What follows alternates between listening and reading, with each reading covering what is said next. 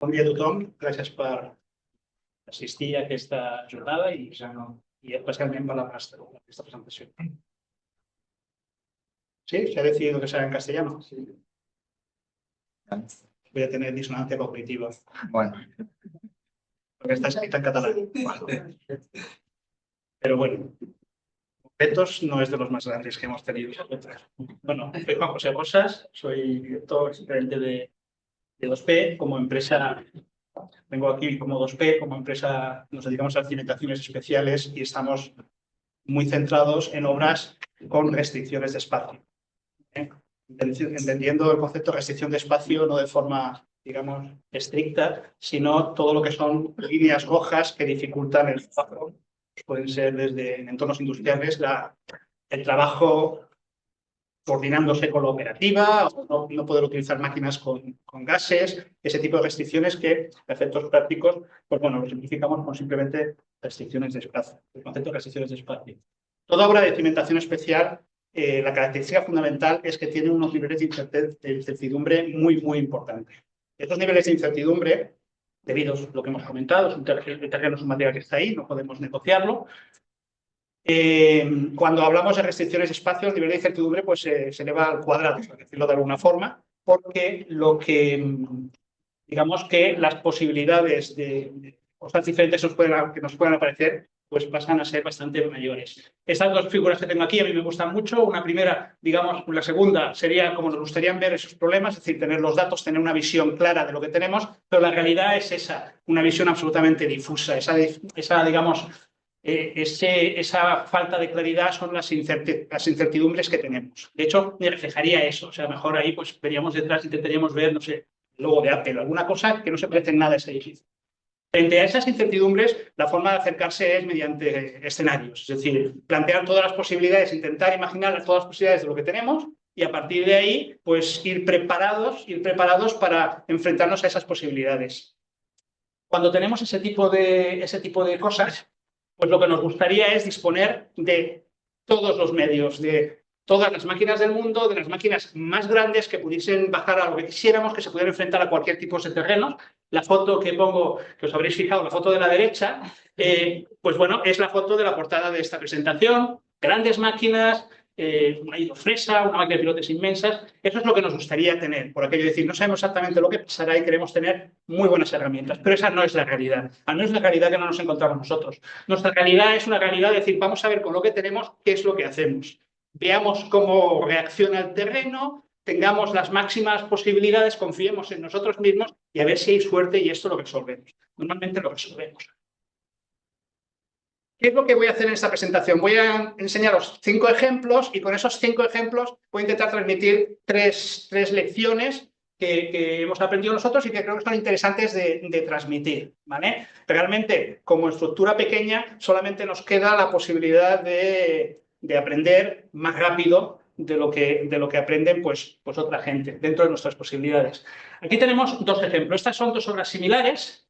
Una está en la Barceloneta y en Ausiàs Marc, se hicieron hace muy poquito, y en principio la verdad es que desde fuera pueden parecer idénticas. La lección que yo quiero transmitir aquí es el corta y pega no es una buena opción cuando se trata de obras de actuaciones geotécnicas. Es decir, lo miras desde ahí, solamente ves una planta con 4 micropilotes y dices, bueno, pues ya está, esto se resuelve de esta forma. No. Vamos a ver en esos ejemplos, explicándonos un poquito. Esto es Ausiàs Marc, todo lo conocéis, es la zona del Eixample de Barcelona, tocando prácticamente a Urquinaona. Son este tipo de calles. Lo hicimos con este tipo de máquina que es muy típica nuestra, que son como unos robots eléctricos. Y el hecho de que la máquina sea pequeña no significa que no necesites elementos más importantes, pero esos elementos, que aquí podéis ver pues, un grupo de electrógeno bastante potente, un compresor bastante potente, digamos, dan fuerza a esa máquina. Los datos que teníamos aquí, por un hecho de que no era un tema de que no se quería hacer estudio geotécnico, sino que había un cierre concreto, era abrir, hacer la actuación y cerrar. Por lo cual no daba para hacer un estudio geotécnico, porque en el tiempo que haces estudio geotécnico realmente ya habías hecho la obra. ¿Vale? Entonces, nos tenemos que fiar de nuestro conocimiento. He puesto aquí abajo un plano, este plano lo tengo yo en casa, me acuerdo que se hizo en Lausanne, antes de que empezara yo a trabajar en Lausanne, también trabajé allí, y es un plano que recopilaba un poquito la información. Hay más planos más elaborados, pero de hecho este plano es uno de los originales. A partir de ahí podéis ver en la calle, ahí en Ausías Mar, que es una calle más o menos ancha, pero ahora ya sabéis que digamos, por la tendencia actual, cualquier calle ancha pasa a ser muy estrecha, porque hay la acera, hay el doble carril bici, después un aparcamiento en zona... Bueno, total, pasaba a ser estrecho, pero bueno, se pudo coger el aparcamiento del carril bici, se pudieron colocar estos dos elementos, no tanto por nosotros que estuvimos aquí poco tiempo, sino porque después tendrían que hacer más cosas. Colocamos el compresor y el grupo de electrógeno, todo eso se conectaba, podéis ver aquí la flecha roja, para llegar a un montacargas, que es un montacargas donde no podía bajar la máquina. Esta sería la máquina, pesa unos 800 kilos, pero no podía con eso, pero sí que podíamos bajar las piezas, como podéis ver ahí. Esas piezas las bajábamos por abajo, la flecha roja que veis ahí, bajamos por abajo y en esa zona trabajábamos. Y es lo único que había de acceso, ¿vale? Eso limita bastante las cosas, pero bueno, al final lo que vas haciendo es que lo que es la columna pues trabaje de forma independiente, la máquina la colocas arriba, que es lo que le da la hidráulica, y aparte pues tienes en las calles tienes el aire y la electricidad. Bueno, vas trabajando así, al final haces un micropilote y podéis ver una zapata reforzada con 4 micropilotes. Total, no sé si se hicieron 20 o 20 y pico micropilotes aquí y ya está. Solo quiero enseñaros eso, era una obra bastante compleja de acceso, pero bueno, se pudo resolver de esa forma. La siguiente obra es una cosa también era muy parecida, era una cimentación en un sótano de difícil acceso, pero en este caso teníamos en la Barceloneta. Calle de la Barceloneta, es tremendamente compleja. Aquí era imposible colocar esos elementos salvo de cortar la calle. Cortar la calle para una obra que tenías 3 o 4 días hacer no es posible, o si es posible no estaba al abasto de nuestro cliente. Y lo único que tenemos acceso es esa escalera que ya podéis ver que, bueno, pues que es una escalera difícil de bajar tú en persona. O sea, que tienes que estar con cuidado, ¿vale? Pero bueno, es lo que teníamos. Entonces, y de datos, pues tampoco hacer estudio geotécnico aquí era tremendamente complejo para una actuación muy pequeñita, pero bueno, sí que conocemos muy bien la Barceloneta, se hizo una cata y se encontraron las arenas allí mismo, debajo de la cimentación. Pues a partir de ahí se utilizó, la única tecnología que podemos utilizar es una tecnología, o que decidimos utilizar, esta tecnología CESAP. Os he puesto arriba un enlace donde podéis verlo en nuestro canal de YouTube, donde podéis ver las características de esta tecnología. Básicamente, aquí podéis ver la actuación que había que hacer. Eran estos tres, era un extintolamento, estos tres apoyos, y entonces se colocaron una serie de... La tecnología esta se basa en hincar tubos a presión. En hincar tubos a presión, tú vas hincando tubos a presión hasta un esfuerzo que es el que a ti te interesa, con un factor de seguridad. Nosotros trabajamos con 2, ¿vale? Y en total se hacían pues 12 aparatos CESAPs, que les llamamos nosotros, son 12 hincas de tubos. Esas 12 hincas de tubos, esos aparatos lo que hacen es, se colocan, aquí podéis ver el aparato, ¿vale? Se colocan dentro de una losa que haces tú, esa losa está hecha aquí, esa losa se hizo por catas para no comprometer la cimentación existente, se hizo esa losa por catas, se colocaron esos aparatos y esos aparatos, a efectos prácticos, lo único que hacen es, aquí podéis ver los aparatos para que se envuelvan en la losa. ¿Y ahora qué es lo que hay que hacer? Tienes que volver a presentar su vídeo.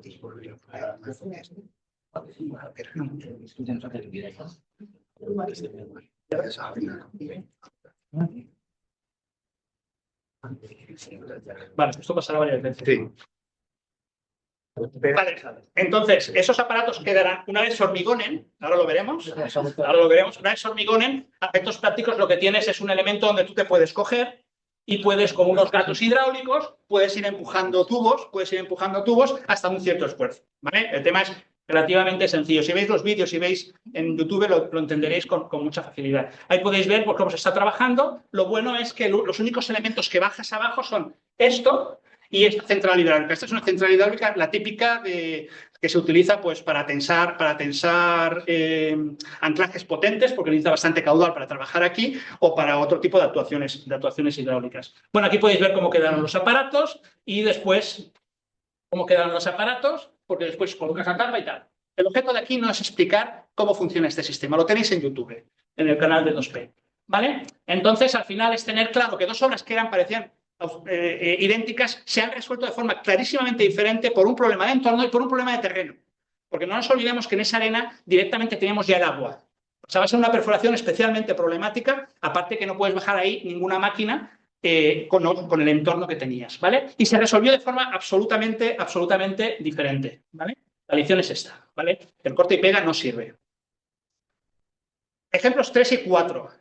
Volvemos a dos ejemplos idénticos, Reus y Belviche. Esto eran para colocar un núcleo de ascensor en un edificio existente, ¿vale? Es para unos almacenes concretos que no puedo decir el nombre.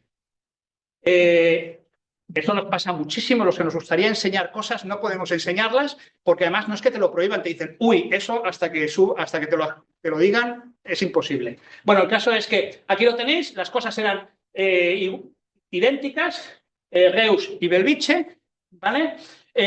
Teníamos dos situaciones que podíamos pensar, esta es fácil, perdona, que me he liado, bueno, veremos después, bueno, la lección, sí, yo creo que vale la pena. Lección, una obra aparentemente fácil puede pasar a ser muy difícil. Horario, una obra aparentemente difícil puede pasar a ser muy fácil, ¿vale? De hecho es lo mismo. Entonces, teníamos este caso, y esta decimos, pues esta tiene pinta de ser difícil, ¿no? Porque nivel freático, 8 metros, teníamos que hacer este agujero, ¿lo veis, no? Teníamos que hacer este agujero, aquí teníamos una losa existente y teníamos 8 metros de nivel freático por encima. Y encima en las pantallas veíamos que salía agua entre las puntas, es decir, que el nivel freático lo teníamos ahí. Y esto va a ser difícil, pero muchísimo. Y después teníamos aquella cosa que parecía fácil, ¿vale? Porque decir, mira, como máximo 1 metro. Tenemos el estudio geotécnico, tenemos que excavar, tenemos que hacer un agujero, pero máximo 1 metro y a lo mejor hasta medio metro. Con medio metro ya lo tenemos. Entonces, de entrada, decimos que una era fácil, y una era difícil y la otra era fácil, ¿vale? Vamos con la difícil, la primera, y además fue la primera en el tiempo. ¿Vale? Cogemos, tenemos esta situación, ahí podéis ver el terreno, sí que era un terreno más arcilloso, arcilla arenosas, arenas arcillosas, y el nivel freático lo teníamos claro, pero aparte es que lo veíamos dentro del sótano. Lo veíamos porque subíamos plantas arriba y las juntas estaban echando algo de agua. ¿Vale? Total, como esto iba a ser muy difícil, nos preparamos. Primero decimos, primero coge diamante y haces una perforación. Pero además cuando hagas la perforación ten ahí unos obturadores o algo, porque en cualquier momento pues salía aquí un chorro. Lo teníamos ahí preparado, ¿no? Me acuerdo que estaba ahí, bajaron, pum, y ya está. ¿Qué sale? Nada. Bueno, pues nada, pues ahora abrir unas ventanas, pero para las ventanas, eso ya fue al día siguiente, para las ventanas traéis unas chapas puntales para pues no, por aquí puede pasar la de Dios. Abren la primera ventana, que es aquella, y pues ¿qué pasa? Nada, es que está un poco húmedo, pero poca cosa más. Digo, bueno, pues nada. Le digo, abro la segunda ventana y digo, no, déjalo, vamos a atrevernos con esto ya, que ya tenemos datos suficientes. Era un escenario que lo habíamos contemplado, ¿vale? El escenario de que aquí no va a pasar nada, e incluso había mucha gente que tenía claro que no iba a pasar nada. Pero el escenario problemático era catastrófico, por lo cual había que tomar esas medidas. Esto es lo que yo les transmití a esta gente que les hice gastar bastante dinero. ¿Vale? Entonces, pensar que además estaba previsto un plan de emergencia, estaba previsto una pantalla de micropilotes con inyecciones de cemento, con inyecciones de silicatos, con posibles inyecciones de resinas, no sé, habíamos previsto todo porque podía ser aquello catastrófico. No pasó nada, cero. Se abrió todo y ahí podéis ver un poquito de agua, pero es el agua de la perforación. Fue tremendamente sencilla, se hicieron al final ni pantalla ni nada, solo se hicieron los micropilotes para soportar todo aquel cuerpo y después 3 días, 3 partes, 3 días. En 3 días se hizo la obra. ¿Vale? Una obra que se había previsto que podía estar 1 mes y medio o 2 meses trabajando. Perfecto, todo el mundo contento. Sí, Juanjo, tenías razón, oye, no, es verdad, hay que ser profesional, tal, pero independientemente, nos has hecho gastar mucho y hemos pasado mucho miedo por tu culpa. Bueno, sigo pensando que era la actitud adecuada y lo seguiría haciendo. Vale. Siguiente tema. Te llaman al cabo de 4 o 5 meses, tenemos un problema. Aquí ya ni te habían llamado porque dicen, bueno, ya esta que es mucho más fácil, ya no hacemos nada. Solamente tenemos que perforar aquí, teníamos aquí como medio metro, muy poquita cosa de empuje de aguas. Entonces cortaron. El terreno, pues bueno, es un terreno más arenoso, sí que es verdad, con limos arenosos, arenas arcillosas. Es Belviche, a los que estamos en esto sabemos que eso no suena muy bien, pero es muy comprensible que la gente no lo sepa. Bueno, empezaron ahí y bueno, pues podéis imaginaros, fue muy problemático. No había forma de dominar, aunque era solamente ese medio metro y tal, no había forma de dominar ese agua, había arrastres, bueno, se paró todo, urgencia. Una obra que estaba previsto que fuera muy poco, 1 mes o todo completo, hacerlo todo, pues se paró y se empezaron a mirar alternativas de lo más diversas. Al final se hizo esta que la propusimos nosotros y oye, mira, Vamos a coger, volvamos hacia atrás aquello que nos pasó allí, porque este es el mismo cliente, y utilicemos lo que habíamos previsto allí, que es una pantalla de micropilotes muy juntos, con además inyecciones entre los micropilotes y además con la previsión de que venga la gente de resinas o la gente de silicatos para que haga una sobreinyección. Y además la pantalla bajando 5 metros para poder tener la posibilidad de dominar mejor ese nivel freático, ¿vale? Y bueno, pues se hizo. Aquí podéis ver empezando la obra, varias fotos de la obra, de su evolución. No hubo mayor historia, pero bueno, no hubo mayor historia, pero lo que iba a ser una cosa muy sencilla significó más de 50 toneladas de residuos, 7 semanas de trabajo, mucha gente, 20 toneladas de cemento y 3 meses de retraso. Esta obra iba a ser muy fácil. Lección. Una obra bastante fácil, el terreno puede hacer que sea muy difícil. Las cosas pasan mucho cuando vamos con terreno, muchísimo. Lo que pasa es que se cuentan poco. Y el corolario, y este es importante, este es un corolario muy importante, una obra que puede ser muy difícil, pues puede pasar a ser tremendamente fácil. A veces incluso este corolario es problemático. Yo he visto obras donde la gente se encuentra terrenos muy duros, por ejemplo, y decide no redimensionar. Y te comes toda esa dureza sin mayor lógica, cuando la incertidumbre en este caso ha jugado hacia ti. Bueno, vamos a la lección 3. La lección 3... Esto se... Vamos más o menos bien. La lección 3 es... Mira, estamos aquí en ITV. Los precios de las bases de datos pueden ser un peligro. ¿Vale? Los precios de las bases de datos. Este caso esto es San Joan en Montserrat. Es cuando llegáis a la zona de la abadía, después hay un telesférico que sube hasta arriba del todo, y esta es la parte de arriba. Entonces, ese telesférico no tenía facilidades para ser accesible para la gente con silla de ruedas y gente con problemas de movilidad. Entonces, había un proyecto que era hacer esta rampa que veis por aquí, que ya está hecha, ¿vale? Esta rampa que viene a hacer, cuyo objetivo era que la gente con silla de ruedas pueda salir y pueda acceder a la plataforma de arriba simplemente por rampa. No querían un elevador, porque fijaros que está arriba del todo. Cualquier problema pues significaría que tendrías una persona allí encerrada, o a lo mejor gente que está arriba no podría bajar abajo, mientras que con una rampa pues puedes confiar, ¿vale? Entonces, ese era el proyecto. Este proyecto, ¿vale? Aquí podéis ver una sección, una sección funicular, y esta es la rampa, salía de aquí, llega aquí, y aquí hay una zona tipo plaza, y después aquí sube hacia la plataforma de arriba, ¿no? ¿Lo entendéis? Y bueno, la estructura, como estaba en una zona dependiente, con rellenos, pues de alguna forma se decidió cimentar con micropilotes, ¿vale? El proyecto estaba claro. Este proyecto salió varias veces al concurso, quedó desierto. Nosotros estábamos con él desde el principio y nosotros siempre pusimos el mismo precio y siempre se nos insultó, ¿vale? Pero siempre se puso, de hecho no se modificó durante prácticamente 1 año y medio. Al final consiguieron a alguien de confianza, esto lo lleva a Ferrocarriles, una constructora, salió un concurso, no sé lo que pasó ahí, pero al final lo aceptaron y nosotros fuimos los adjudicatarios para hacer esas cimentaciones, ¿vale? La verdad, esto era una obra difícil, pero los héroes ahí realmente fue la constructora que trabajó, porque era una obra tremendamente compleja. Vale. Un poquito por explicároslo, eso es lo que veíamos cuando llegamos, o sea, hay que hacer las bases por aquí.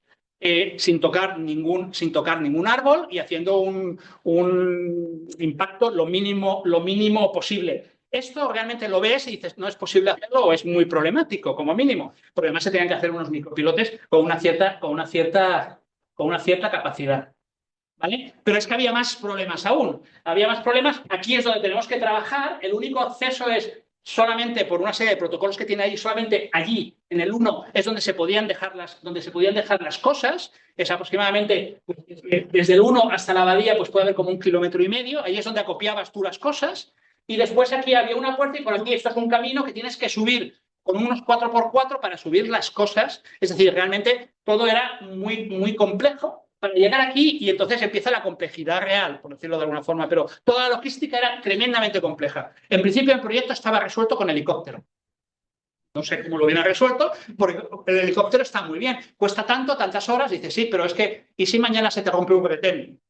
¿Y si mañana te pasa eso? ¿Y si? Es que los y si no es aquello de... O sea, es que los y si son tantos y sís que van a pasar 3 seguro. O sea, el conjunto de los ISIs no es un ISI, es una certidumbre. Van a pasar estas cosas, ¿vale? Bueno, entonces todo lo que sea manejar, teníamos por suerte una excavadora que iba ayudando, la máquina esta que se puede desmontar, ahí podéis ver la máquina en una de las plataformas, a veces aquí en otra plataforma, a veces la tenías que desmontar, ponerla en la otra plataforma, todo era un trabajo bastante delicado, ¿vale? Entonces, ¿qué es lo que pasaba aquí? Pues aquí se había cogido en principio precios de tarifa, se habían puesto el helicóptero y a partir de ahí pues incluso así no funcionaba el tema, ¿no? Entonces yo aquí como lección es los precios no funcionan. Y digamos, como posible ayuda, mira, hay una normativa americana muy buena o razonablemente buena de micropilotes. Esta es de la normativa, quien trabaja en entornos internacionales seguro que la conocerá, de autopistas de Estados Unidos. Y en ella, por ejemplo, en la parte de micropilotes hay una tabla que dice, oye, que los micropilotes pueden estar sometidos a una incertidumbre importante de precios y hay muchas cosas que lo varían. Es esa tabla. Yo os invito, lo podéis descargar en Internet. Yo la tengo traducida y alguna vez republicada en LinkedIn. La tengo traducida y fijaros que estamos hablando de elementos que pueden mover los precios de forma súper importante. Condiciones de acceso, de 0 al 100%. Es decir, de colocar un micropilote a 80 puede valer 160. Simplemente porque las condiciones de acceso son problemáticas. La geología puede subir de 0 a 50%, es decir, puede subir un 50%. La continuidad de las operaciones. Todos estos son elementos que pueden variar los precios de forma muy importante. Digo precios porque sé que eso es la unidad que más comunica, pero realmente cuando decimos variar precios es aumentar mucho la dificultad y bajar muchísimo los rendimientos y necesitar muchísimos más medios dentro de la obra. Esa es la razón de los precios. No es que yo no estoy aquí defendiendo un precio. De hecho, yo no lo defendía. Nosotros pusimos ese precio y la obra sistemáticamente pues, fue rechazada por el mercado. Fue rechazada por el mercado y lo que había es un problema de concepto de la obra. Para que tengáis una idea, he cogido esta tabla y de alguna forma apliqué todos esos casos más o menos lo que yo pensaba para la obra esa. Entonces me salía un 285, es decir, que si partimos de una base de un precio más o menos razonable de 120 y lo multiplicamos por 1 más 2,85 sería esos 120 multiplicarlos por 3,85 y ese sería el precio más o menos razonable del micropilote. Evidentemente esto no es así, yo hice encajarlo para que saliera así. Hice encajarlo que es así porque tenía que justificar de alguna forma esos precios tan altos. No nos salió mal del todo. ¿Vale? Al final los héroes fueron estos señores, fantásticos porque fue una obra tremendamente compleja. Aquí podéis ver cómo quedó. La verdad es que la obra quedó muy bien y todas estas luchas se olvidan, desaparecen y además dentro de 3 años vendrá alguien que va a hacer otra igual y dirá, y esto es que no hubo ningún problema, lo hicieron sin ningún tipo de problema. Quedará eso es lo que queda, os lo garantizo. Volvemos, las 3 lecciones. Primera, el corta y pega no es buena opción cuando hablamos de actuaciones geotécnicas, ¿vale? No es buena opción, hay que analizar más y el terreno es una de las cosas que hay que mirar y el entorno también.